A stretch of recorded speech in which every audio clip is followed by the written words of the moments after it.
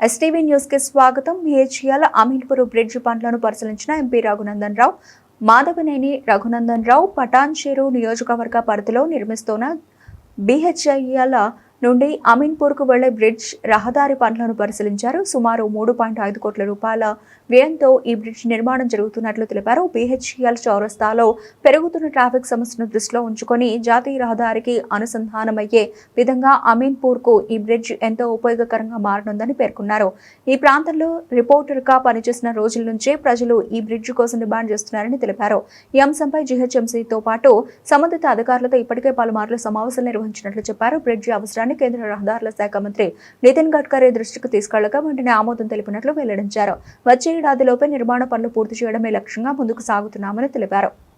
జాతీయ రహదారి 65 డెవలప్మెంట్ చేసినటువంటి సందర్భంలో గౌరవనీయులు నితిన్ గడ్కరీ గారు బీహెచ్ఎల్ చౌరస్తాలో ట్రాఫిక్ జామ్ దృష్టిలో పెట్టుకొని బ్రిడ్జి నిర్మాణం తర్వాత అమీన్పూర్ ప్రాంత ప్రజల కష్టాన్ని దృష్టిలో ఉంచుకొని జీహెచ్ఎంసీ కమిషనర్ కర్ణన్ గారిని పిలిచి ఈ ప్రాంత ప్రజల సమస్యని ఇక్కడ కట్టాల్సినటువంటి బ్రిడ్జికి సంబంధించి ప్రాక్టికల్గా వారిని తీసుకొని ఈ ప్రాంతం అంతా నడిచి ఈ మురుగు ఈ ప్రాంతం వాసనలు ఇవన్నీ భరించి ఒకరోజు ఉదయమే అటు షేర్లింగంపల్లి ఇటు పటాన్చెరు 2 అసెంబ్లీ నియోజకవర్గాల మధ్యన ఉన్నటువంటి ఈ బ్రిడ్జ్ అనేది అమీన్పూర్ అనేటువంటి మున్సిపాలిటీకి బాగా ఉపయోగకరం వస్తుందని చెప్పి అధికారులను ఒప్పించి 4 సమావేశాలు నిర్వహించి బీహెచ్ఎల్ చౌరస్తా రోడ్ నెంబర్ నేషనల్ హైవే జాతీయ రహదారి 65 నుంచి అమీన్పూర్ వరకు 4 లైన్ల రోడ్తో పాటు ఈ బ్రిడ్జి నిర్మాణం చేసి డైరెక్ట్గా నేషనల్ హైవేకి కనెక్టివిటీ పెంచేందుకు పనిచేయడం జరిగింది. దీంట్లో అనేక మంది జీహెచ్ఎంసీ ఉన్నతాధికారులు కూడా నాతో పాటు 3-4 సమావేశాలు నిర్వహించి ప్రాజెక్ట్ని సిద్ధం చేసి ఇప్పుడు పని కార్యక్రమాన్ని ప్రారంభించారు. ముందు మురుగు నీళ్ళని డైవర్ట్ చేసేటువంటి కార్యక్రమం కొనసాగించి తర్వాత పిల్లర్లు మీద